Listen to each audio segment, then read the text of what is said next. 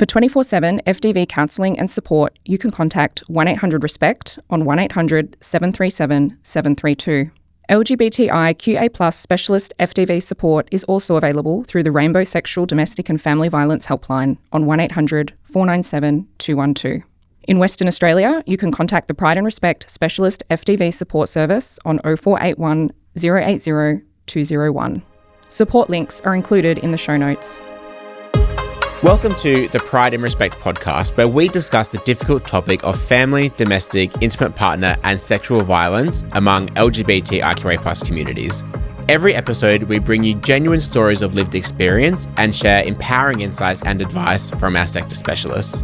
I'm your host, Dr Jack Farrugia, a researcher in the Youth Mental Health team at the Kids Research Institute Australia. I bring both research expertise and lived experience as somebody who is LGBTIQA+ and has previous experience of intimate partner violence. Thanks for joining us today. So this is the last episode of the first season of the Pride and Respect podcast. So in today's episode, we discuss breaking the silence. It's been a theme that we've been talking about throughout every episode of the first season of the Pride and Respect podcast. And in the final episode, we're going to delve a bit deeper into what that actually looks like for ourselves and for the sector and the services out there. But we're also focusing on what change has happened and what change needs to continue to happen to raise awareness and really understand the violence that our communities do experience. And even though this is the last episode of the season, please continue the conversation. So check out our social media and share the podcast amongst your networks. This is a really important issue and we need to keep the conversation going. And with me to discuss this topic today, I have two fantastic guests. So first off, we have Alicia Gibbs. So Alicia is a queer woman and the manager of Preventing Violence Together at the Centre of Women's Safety and Wellbeing. Their role focuses on building the capacity of individuals and organisations to create safe, inclusive and respectful environments by addressing the underlying causes of gender-based violence, so things like rigid gender stereotypes, heteronormativity and cisnormativity. Alicia, thank you for being here today. Thank you very much. And we also have Deb. So Deb is an FDV lived experience advocate and consultant. She has provided her advice to many committees and projects over the years. She proudly identifies as a queer person of colour and aims to raise awareness of the unique experiences of FDV and IPV within the LGBTIQA+ community. Thank you, Deb. You're welcome, Jack. Lovely to be here today. Great. Lovely to have you here. Well, look, so to get started, I'd like to hear from both of you a bit about why you're keen to be involved in the campaign and be here on this podcast today. Deb, I might start with you first. Sure. I think for me, as someone who's experienced intimate partner violence and the impacts of finding it difficult to speak about it and find support. I really want to raise awareness in our community of these experiences, and I want people out there who might be experiencing it now to not feel so alone and isolated, and to hopefully provide some hope that things can be better. Yeah, great. And look, I know that you are a strong advocate and are often speaking about these issues. So thank you for being here with us today. And I'm sure our listeners will love to hear what you have to say. Thank you. Great. Thank you, Deb. And Alicia, why were you keen to be here today? Thanks, Jack. There's a lot of research and evidence that shows that things like rigid gender stereotypes, men's control of decision-making, condoning violence, are drivers of gender-based violence. And the context that I'm working in, we're often talking about that in terms of men's violence against women specifically. And I'm really keen to be part of addressing all kinds of gender-based violence, including in the LGBTQIA+ community, because we can't have safety for just part of the community. Everybody deserves to feel safe, be respected, have equal opportunities. Yep, absolutely. And I know that Preventing Violence Together is a fantastic initiative. So keen to hear a bit more about that as we go throughout the episode today as well. Great. Thank you, Alicia. All right. So, look, to start our conversation, as I said at the start of the episode, we're going to speak a bit about, breaking the silence. We know that, silence around violence in LGBTIQA+ communities is reinforced by stigma and the fear of further marginalization, which we know can delay recognition of abuse and then help seeking as well. So, Deb, I'll turn to you first. So, we know that many people feel pressure to protect their communities from stigma, even when they are experiencing harm.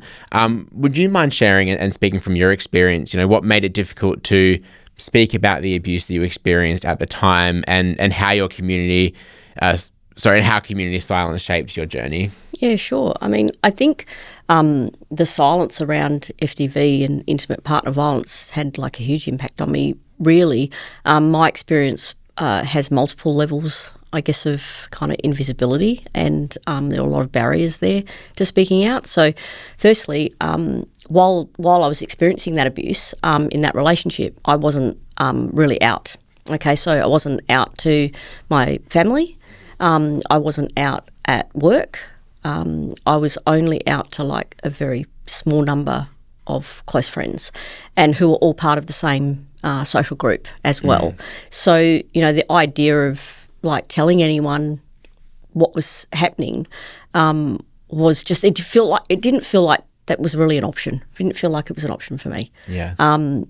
With the family situation, all I was so scared about coming out to my family because of how I was raised to think about being gay, and so that was a huge barrier. And I thought all I really wanted was kind of that family acceptance of my relationship. So I couldn't really work out how could I tell my family that I was experiencing this abuse.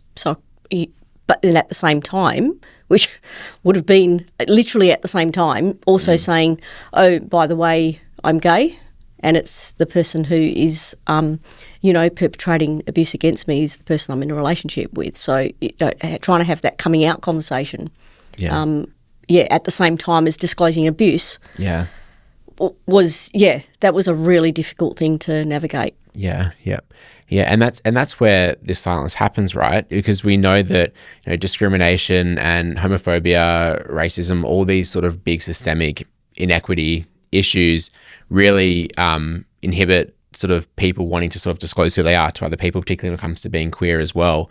So how do you sort of navigate that whilst also then talking about this really uncomfortable thing that you're experiencing? Yeah, absolutely.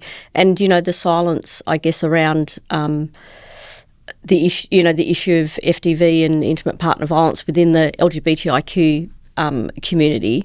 Back then when I was experiencing abuse, we weren't really talking about it. Our focus back then, in the 90s, was very much around, combating HIV, fighting for our rights, pride celebrations, all of those. Our focus was on those things and trying to get wider community acceptance for our for the LGBTIQ community. So it was a really difficult time for our community to then be talking about that we also experience family and domestic violence and intimate partner violence. Yeah.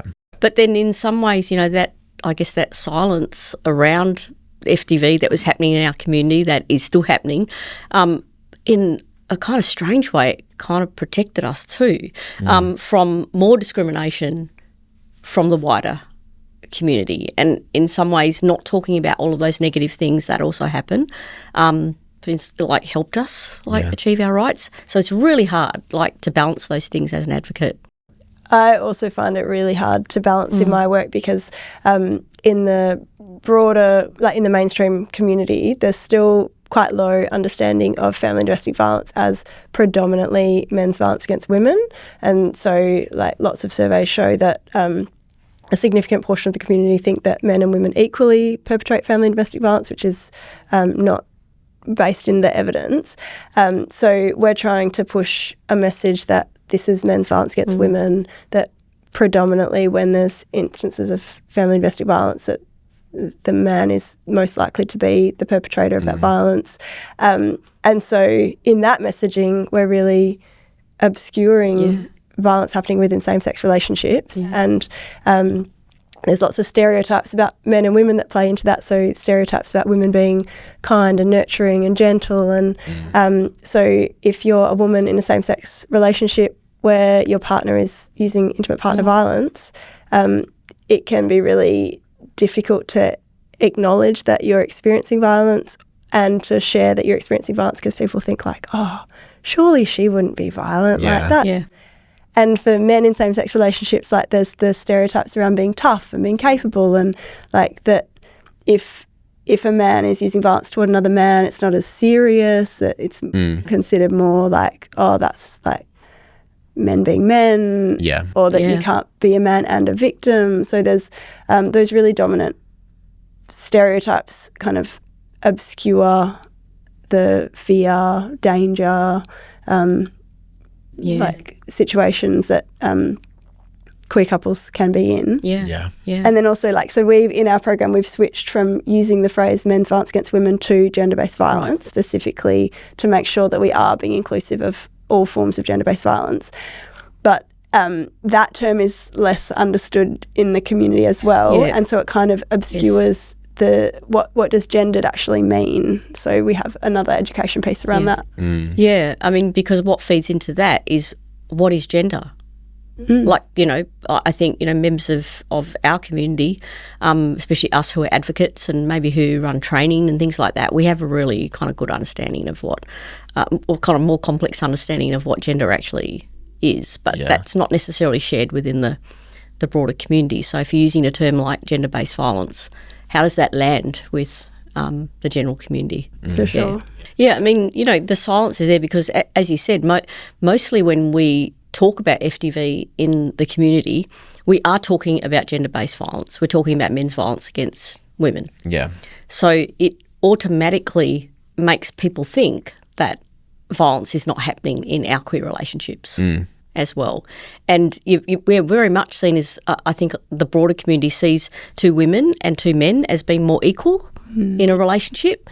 So there's that lack of understanding of the dynamics of power in relationships that have actually aren't necessarily related to gender, but the other power dynamics that are going on. So it's about trying to, it's like trying to discuss all of those different, I guess, concepts within intimate partner violence. Especially if one of the people in the couple is not out to family or friends or workplaces, then that's an added layer of vulnerability that the partner who is out can exploit. And it's that word vulnerability, right? Because we know that, silence around family, domestic, sexual partner violence does create more vulnerability to harm. And if we're not talking about this issue as a community, then it's not perceived as being an important thing to be addressed by the broader sector. Like there is not going to be, and there aren't many services tailored towards our community for FDV. The justice system is not always set up to support community experiencing this violence. So we need to break the silence and talk about it to sort of allow for that, to advocating for better systems and services for our communities. We're speaking a bit about as well, as we go on here, this idea of intersectionality, right? And, we know that experiences of, FDV are shaped by these intersecting systems of discrimination, including regarding culture, ethnicity, and migration status. Deb, coming back to you with some of your experiences, as somebody who is from a culturally and linguistically diverse background, how did, I guess, cultural expectations and your experiences of coming out influence your decision to keep the abuse private? I think it's had a huge impact, actually. So, thinking about myself as being from, a diverse cultural background, I was also raised in a highly religious background as well, which often those things are together. And which meant that, I was raised to think about being queer or gay as not being something that to aspire to. It was certainly not something that you would be proud of. Very much thought about that as being a shameful thing. So there's that pressure, especially coming from a migrant family, where there is huge amounts of pressure to assimilate, to be like everyone else, to be like other Australians, and not kind of like stand out in any way. So don't just work hard and kind of just keep your head down, and don't cause any trouble. Yeah. And that also means not just for your immediate family, but your extended family, and all those kinds of things as well. So you certainly learn like not to bring negative tension to yourself or to your family. Yeah. So it and I think like for me too, I experienced a lot of racism growing up as a child and as an adult, really, to tell you the truth, and it makes you feel really shameful, when people treat you like that, and so that shame just adds to that kind of interplays with thinking that you might be queer, and then that plays with the internalised homophobia that you've developed because of the things you've been taught, that society's told you. So all of those things interplaying just kind of encourages you to feel even more shame, and not disclose things. And then you've got the shame of being, experiencing family and domestic violence or intimate partner violence. So add that another layer of shame to that. Yeah. All of those things are interplaying, and all that's doing is encouraging you to suppress all of those negative experiences, and you learn to be silent about those really horrible experiences that you're having. And that's the thing with all kinds of abuse or racism, any of those things.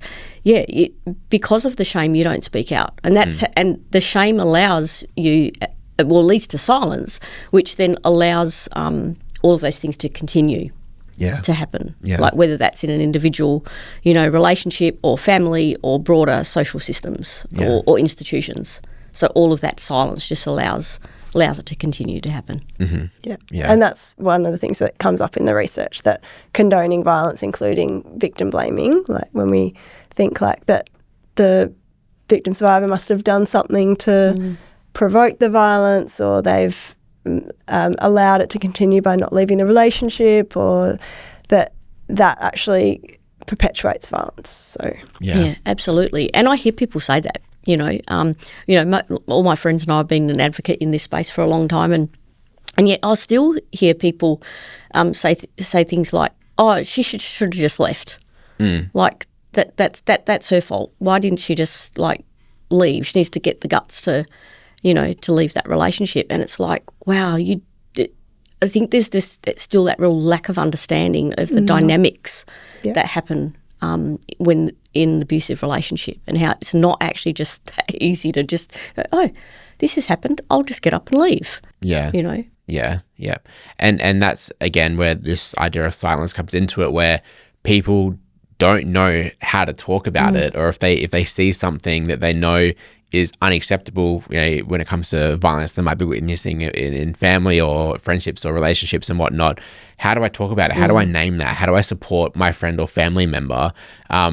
And that's hard, particularly when it might sort of be battling against these preconceived ideas about what FDV typically looks like.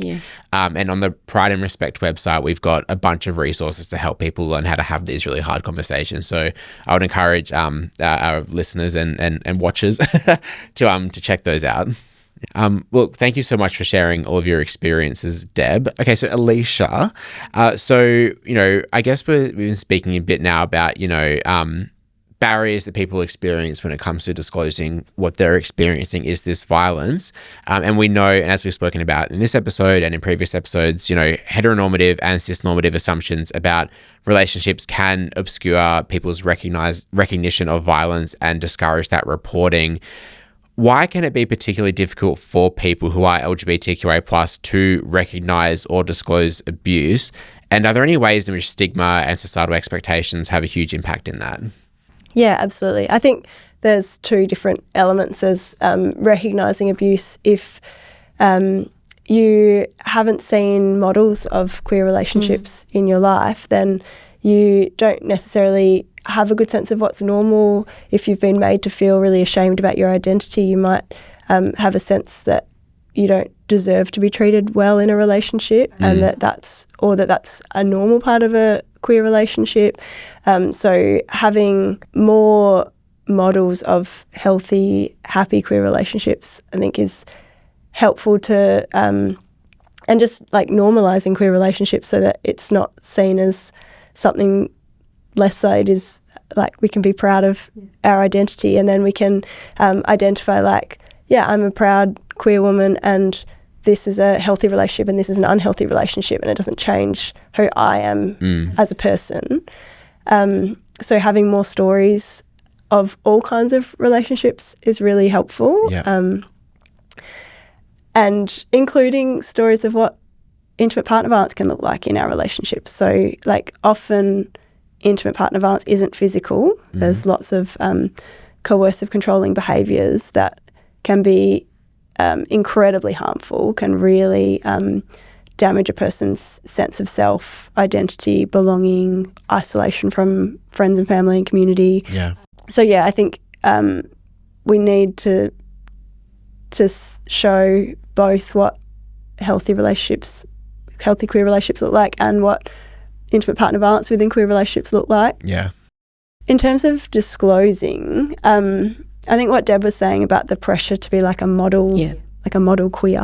Yeah. Like you don't want to be the person who's like making your community look bad. Yeah. So if queer identities were more accepted, then we wouldn't need to be like proving that we're so like wonderful all the time. Like it would just be like, yeah, we're like a really diverse group of people. Yeah. And some people have great relationships and some people have normal bad relationships, and they go their separate ways, and some people are in abusive relationships and that they need support and like avenues to go to for that. Yeah. Something that has come up for me as a particular queer dynamic is often we have our friendship groups are more entwined, so it's like very common that you and your partner share a friend group. So telling somebody that your partner is abusive can be a higher barrier if that person is also friends with the abusive partner. So I think it's on all of us when we listen to somebody's disclosure to kind of not say our immediate gut reaction of like, oh, I don't think that person would do that. Oh, like, I think you might be overreacting. I think you might have misunderstood. They would never. Yeah. And just sit with the discomfort and listen. Yeah. Because, like, most perpetrators of family domestic violence do not seem like monsters. Like, they're just normal people. Yeah. In all of the other contexts of their lives. Like, if it was easy to be like, oh, there's a perpetrator, like, we would solve it. Yeah. Like, people have different presentations when they're with their friends than when they're in the privacy of their own home. Yeah. And so listening, believing is really critical. Yeah. Yeah. And I think, it can make it harder too if the person who's perpetrating violence or abuse against you is someone who's highly respected, right, in a like highly respected profession and that kind of thing, which was the case like for myself. And, and I know that she was like really highly respected in by her colleagues and, our friendship group because of the job she did, and she was really great at it, and and so can make it harder to then tell people what's happening, and kind of because you're thinking they're just not going to believe what I'm going to tell them about this person, and then of course you're really worried that you will then be isolated from that group, like you become concerned about them choosing you or her. Yeah. Because that's ultimately is how it felt for me in that scenario. And I found that this was my choice, and I'm not saying that any other people should do this, but for me, what I felt I needed to do at that time to survive was to actually leave the relationship, end the relationship, not to really tell people the reasons. I just made things up that sounded more plausible, but I didn't actually tell people the truth about it. It wasn't until years later that I actually disclosed to people in that friendship group the real reason that, or in my family to people. Yeah, it was years and years before I actually disclosed the real reasons. And I ended up having to basically restart an entire new friendship group because I thought, I don't really want to put these people in a position where they have to choose between me or her. And I realised that in some ways I was putting their feelings above mine by doing that. But for me, that felt like the best way to deal with it was, I'm just going to remove myself basically from this friendship group, start a whole new friendship group, like new friendship networks, all that kind of stuff. Yeah. And then, that's how I kind of coped. Yeah. Yeah. And look, and that would have been, I'm sure, incredibly difficult.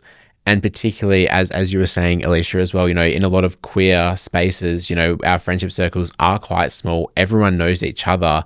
But in friendship circles, we should be comfortable to share things that are really tough and going on for us. But when we feel like that we can't do that because of all these dynamics at play that we've been speaking about, that can lead to a situation such as yourself, Deb, as you're speaking to, not telling anyone and then rebuilding a social circle. That's very challenging. It was. But at the same time, it was also empowering. Look, thank you again, Deb, for sharing all of your experiences, and for any listeners as well who are looking for support or just keen to learn a bit about, I guess just how to seek support and what to do. Please go onto the Pride and Respect website for more information.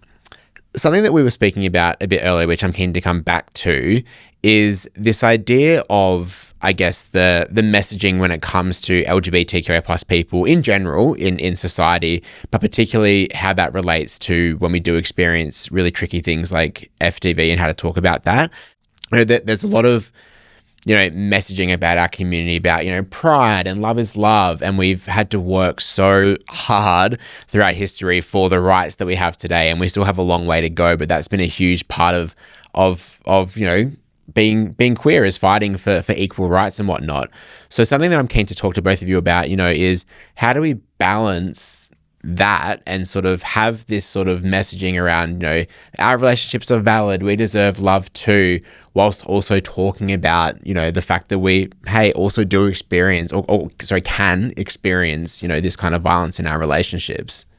So I think making our relationships more visible in all of their complexity, I think, is helpful, so that it's not, like over the marriage equality debate, there was just so much messaging about love is love, and like all queer love is beautiful and wonderful, and that was so needed, because there was a huge contingent of our population that was saying that we didn't deserve to have the same rights as hetero couples. But perhaps in doing that and like wanting to perform the like perfect same-sex relationships that deserve rights for the straight community, then we've lost the sense of like we're also just normal people who like have a really diverse range of relationships, and we need to kind of find that balance between like validating queer relationships as equal to anybody else's relationship. We should have equal rights, equal opportunities, but not putting them on a pedestal. Like just because you're in a same-sex relationship doesn't automatically mean that that's going to be great or perfect. Yeah. So I think when we're listening to somebody tell their like if it's your friend and they're telling stories from their relationship, I hope that we can find a place where we can say like, oh, like that doesn't sound great. Like, how did that make you feel if your partner was saying that? Like, oh, if your partner's like tracking your whereabouts, like, oh, does that, like, do you feel okay about that? That's like, my partner and I don't track each other's whereabouts. We feel like we trust each other without making it be like, oh, because you're gay, that's why you're having relationship problems. Yes.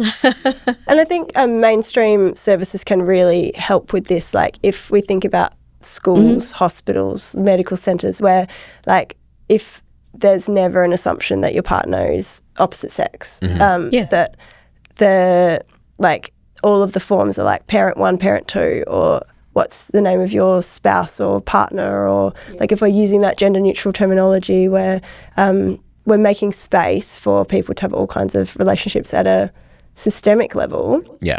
That helps like break people out of that mindset. Something as well that we spoke about a bit earlier too is around, you know, when, and we're speaking a bit to it now too, is that the types of violence that are experienced are silenced as well. You know, we're speaking about when people aren't able to recognize, you know, in their, and particularly in queer small social circles, when people are experiencing as violent because everyone's so close, so that first reaction is to deny, right? Oh, that person would never do it. I've never seen that. That would never happen.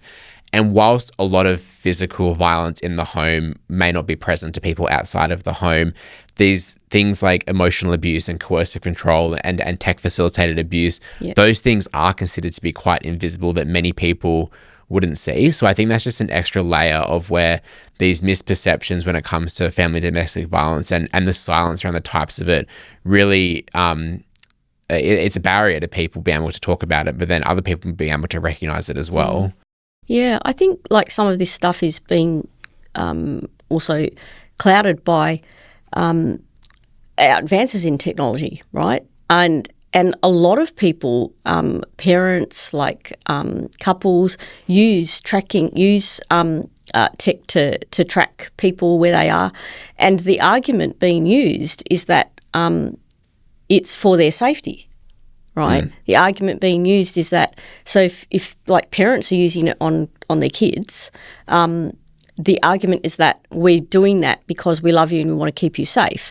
And I've always thought this is a really tricky space, because if we're raising children in our community to accept that being tracked by the people who love you and want to protect you is normal, how do then, as you get older, have a discussion with your partner who also wants to do that and is using the same arguments? They will say, but I'm only doing it because I love you and I want to protect you and I want to make sure you're safe, so I need to know where you are all the time. And if you've grown up with your parents using those messages to you as the argument for why they need to know where you are, so how do you have that discussion? How do you say, oh, but in this case, that's not appropriate? When you've grown up with it, basically. Yeah. So I think we have to acknowledge that we live in a different world now around some of this, the use of tech for some positive reasons. But as we grow up, and then we're going to have to navigate this stuff in relationships. Yeah. And I think I would just say to someone who was reflecting on their own experience and thinking like, is this a problem in my relationship? Like, is it causing you fear? Is it changing the decisions that you make? Like, I have a friend who, her and her husband do have location tracking on their phones, and they predominantly use it so that they can see, like, if someone's on their way home from work, they can be like, oh, you're on your way home, can you pick up some milk? Yeah. And it's not a problem because they've decided, like, the convenience of knowing where, being able to see where the person is more important than the privacy. But if they're running late, not a problem. If they were going to be coming straight home from work and they've stopped in a friend's house, not a problem. Like, there's no fear or control about what they, like, how the person who is being tracked, which they both have it, is, like, making choices about how they live their life. If you're feeling like, I have to go straight home because my partner's going to be really upset, or I shouldn't be talking to this person because my partner's going to be upset, or I can't be 1 minute late because my partner will be upset, like, that's a problem. Yeah. And if your partner's saying that, like, they're trying to keep you safe, that's not the whole story there. No, definitely not. Yeah. But I think it can be really hard for some people to separate that out. Yeah. Yeah. And coming back to, I guess, this idea of like stereotypes, as you were speaking to before, Alicia, you know, there can be a reluctance to speak about violence within, you know, marginalised communities for fear of reinforcing these stereotypes. You know, we're speaking a bit about,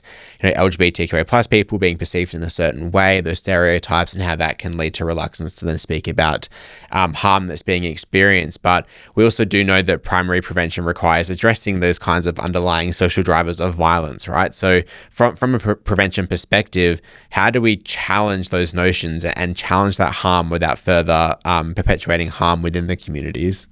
Yeah, one of the things that I really enjoy about my job in primary prevention is that a lot of the work happens without explicitly talking about violence. So if we think about the gender driver of harmful, rigid gender stereotypes, like there's work happening in early childhood education settings to promote messages like toys are for everyone, colours are for everyone. We can talk about gender equality and embracing like diversity in all different forms without explicitly linking it to violence. So you can do that work of normalising our relationships, normalising people of all genders feeling free to pursue hobbies that they're interested in, to present physically like their gender expression the way that feels good for them, without saying like, oh, we're doing this because we want to prevent violence in our community. Yeah. So there's a really good opportunity, like if you see a system that's assuming heteronormativity, like if you go to a medical centre and they ask you to fill out a form that asks for like mother and father, or something that's quite binary, like say, hey, have you thought about changing this form? It's not very inclusive. That is primary prevention. Yeah. It's starting to, so everybody that fills out that form, instead of getting reinforced like mother, father, mother, father, mother, father, they start seeing like parent one, parent two, like starts just making it normal that families look different. And it doesn't, even if we're not specifically talking about queer families, like there's families with like single parent families, grandparent families, like all sorts of different makeups of what a family can look like, what a relationship can look like. And the more places that we can just come to expect that will be included and accepted, the more the less power that heteronormativity has. So the discrimination against LGBTIQA plus people is what gives like power to people who would use violence. If we level that power balance, then there will be less violence in our community. So well said, that leveling that balance. So important. And I was thinking, I think any kind of primary prevention work, depending on, who it is you're actually working with, which like subgroup you might be working with, if you're working with different cultural groups, for example, or whatever. I mean, I think we have to adopt that philosophy of nothing about me without me really applies here. So it doesn't matter who you're working with, like who you're trying to prevent that violence, which community you're trying to prevent that violence with. They have to be involved. They have to be involved in that messaging. They have to be involved in telling you how to engage with their community, how to engage, whether it's with their community leaders or their elders or whatever that is, whatever structures work within those communities. I think is really important that that we listen to those community leaders in how to actually engage with people. Because, it might be that you don't necessarily use the words, we're trying to prevent family and domestic violence here, or intimate partner violence. You might use other words that are going to land better when you're trying to work with that community. And I think particularly when you're working with different cultural groups, and, I've done some work in this space, and it's very much like you've got to start where they're at. They might not be where you want them to be, but we have to work with where they're at right now, and then we can like move forward from that, from that space. I think also when you're thinking about taking a strengths-based approach, not assuming that people are going to be like not accepting. So I was facilitating a community practice this morning, and we were talking about lessons learnt in different primary prevention projects.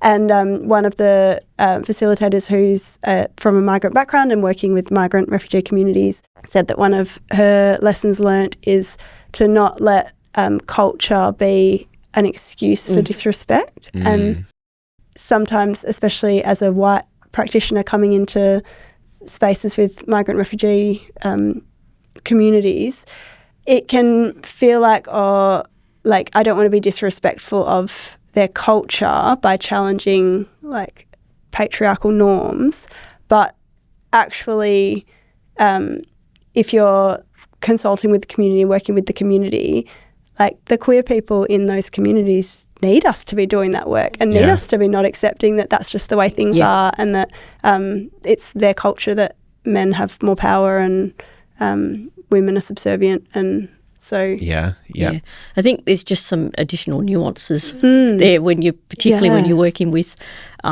people from different cultural backgrounds, and then the queer people in those communities. There's a lot of like nuances there that need to be like addressed.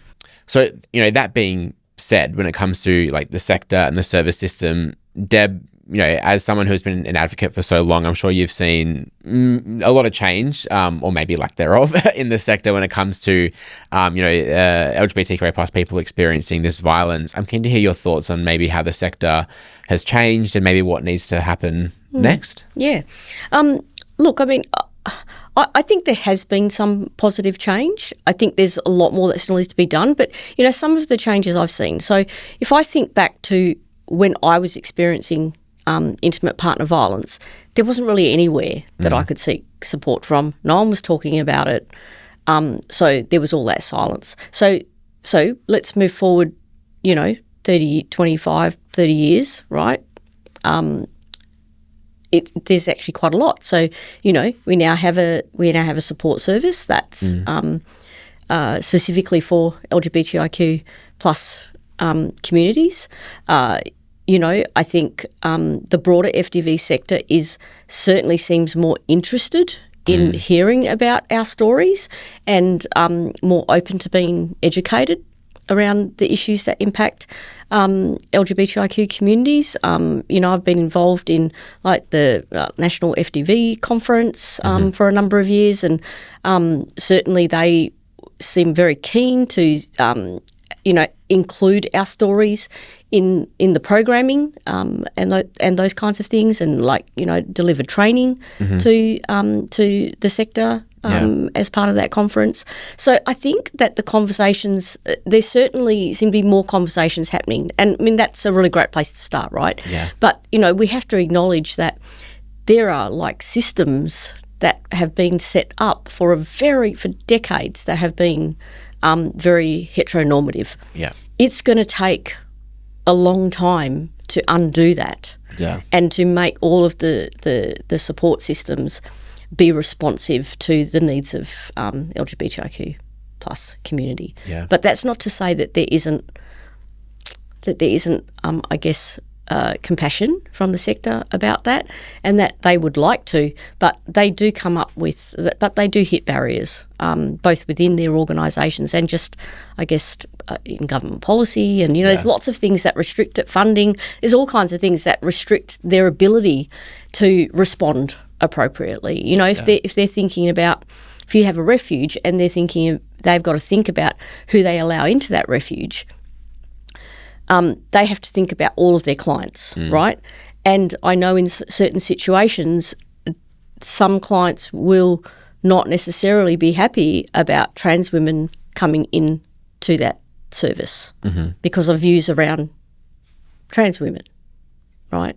So other clients may not want that. So then the service has to kind of think about how to navigate that. How do they navigate service delivery, but making sure that all of the people they're providing services to feel safe in that space? Yeah. So these are not easy issues to navigate for a sector. Yeah.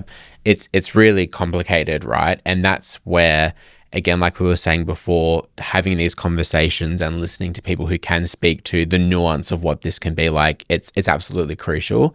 And, you know, change is happening, as you said. I think this podcast and this campaign is a reflection of there being more attention given to this issue. But as you said, there's a long way to go. And when it's such a complicated and multifaceted issue, as we're saying, then there needs to be time to have these conversations and really talk about the issue in depth. Yeah. I think there's a lot of really, really wonderful individuals doing amazing work in the sector. And I sit across 2 offices, one at the Centre for Women's Safety and Wellbeing and then also at Stopping Family Violence. And across those 2 here, conversations about like men's behaviour change programs. How do they work for men in same-sex relationships who've used violence? What if there's a woman in a same-sex relationship using violence? Like, what behaviour change programs are available for women? And then the question about refuge, which I find a really emotional and difficult conversation, because trans women are some of the most vulnerable women in our community, and the idea that we would turn away trans women to protect the safety of cis women is like ludicrous and should not be happening. And that is part of the advocacy work that is ongoing. But I think at a system level, there's still so much uncertainty. So like, while you might get somebody as your caseworker who's like really across LGBTIQA plus dynamics and issues and is an incredible support, you also might get someone who is not super aware or like feeling a bit conflicted. And we want a situation where anybody who's reaching out for support is going to have a good experience of that. Yeah. That's where we need to get to. Yeah.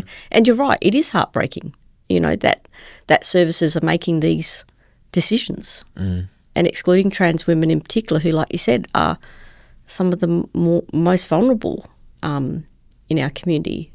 And, yeah, it's like, well, we all need somewhere to go when we're experiencing intimate partner violence. Yeah, absolutely. Yeah. I've also heard about situations where there's been a question about whether refuges take non-binary clients. Right. And so somebody who was the manager of the service said, like, of course we take non-binary clients, but then the person answering the phone didn't know. So it wasn't like widely communicated at a policy level, like, so that everybody felt clear. It was sort of like, well, do you get the person on the phone who knows the answer, or who's like, oh, I don't know if we do that. Yeah. So that kind of just needs to be consistent and embedded in policy so that people get the right service that they need. Yeah. So, you know, training, obviously, and you've mentioned that before, Alicia. LGBTIQ inclusivity training has to happen across the FDV sector, like just widespread. Like it has to be ongoing, because staff change. You know, it's so you can't just, because you've trained one organisation once 5 years ago, that you can assume that, you know, everyone there is across everything. Yeah. But I think also I wanted to touch on what you said before, Alicia, like you mentioned, you know, behaviour change programs. Well, they're often called men's behaviour change programs. So they're not just called generic behaviour change programs that are available for everyone. They're specifically targeting heterosexual men. And, you know, I would like to see work done in this space. It's something I'm really passionate about actually developing behaviour change programs that are for our community and that are nuanced enough to pick up on some of those differences that we experience. Yeah, I think that nuance is really important, because I've seen across lots of different programs I've worked in, even before I worked in primary prevention, like people just wanting to put a pride flag on something to show their inclusivity, but they're not actually doing anything structural to change, and just taking the word men off a men's behaviour change program, where all the examples and all the expectation is that it's men in heterosexual relationships, is not. That's not it. Yeah. We need to actually make sure that the program that is delivered to queer people who are using violence is tailored to them and is going to make change for them. Yeah, absolutely. Yeah. And, you know, and with that comes actually, you know, evaluating the effectiveness of those programs. Which would be really critical. Yes. Make sure that what we're actually using is working. Yeah, definitely. Yeah. And that can be tricky too, because if you get like a tiny bucket of money, you don't want to not demonstrate positive outcomes, because then you might never get that money again. Yeah. But if it's the first time something's being done, it might need some iterations before it really. Definitely. So one of the challenges that I face in my work is when we're thinking about the predominant narrative around men's violence against women, I also really don't want to undermine that narrative. And like kind of we've got this competing idea that violence also happens in same-sex relationships, violence happens in the LGBTQIA plus community, but as a like the biggest story is of intimate partner violence is men's violence against women. So I know of an advocate who had an experience of intimate partner violence from a female partner, and when she tells her story, she actually obscures the gender of her partner because she's wanting, like, she doesn't want to undermine the men's violence narrative. Yeah. But then in doing so, she's missing an opportunity to highlight and break the silence on violence that happens within same-sex relationships. So it's a really tricky position to be in. Yeah. It is really tricky when you're an advocate in this space, I have to say, especially when you're working with the mainstream sector as well, because absolutely, you want to acknowledge what the majority of intimate partner violence is, but you have to be really careful that you're not also contributing to the myth that people in same-sex relationships aren't using violence against each other. Yeah. Like we can't as advocates, we can't contribute to that myth, and we shouldn't be. Yeah. Yeah. Yeah. And that's true because it's breaking the silence for people who experience FDV in any situation, and us advocating for more awareness, more rights, better services for LGBTQIA plus people. That absolutely is not taking away the need for the services that already do exist to support women who are experiencing violence from men. But it is really hard to sort of balance that because we do not want to give the impression that we're trying to take that away. And you know what? Whilst this wasn't a prevalent study, the research that I led as a part of the Safer Options project, we did find that over half of the sample of LGBTQIA plus West Australians have experienced intimate partner violence, and 68% have experienced abuse.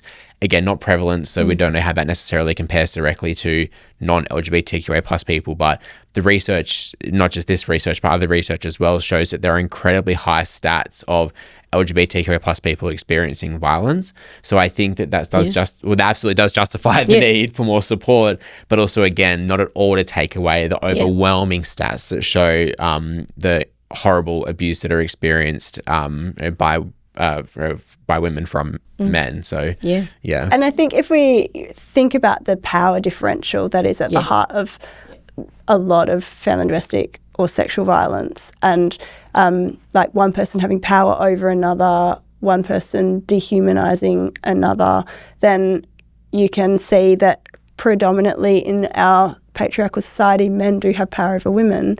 But within any individual couple, there's all those other power dynamics about like migration status or class, ability. There's just so many different dynamics that can play when you're looking at an individual, and it's a completely different situation than looking at like nationwide statistics. Yes. So. Yeah, absolutely. Yes. Yeah.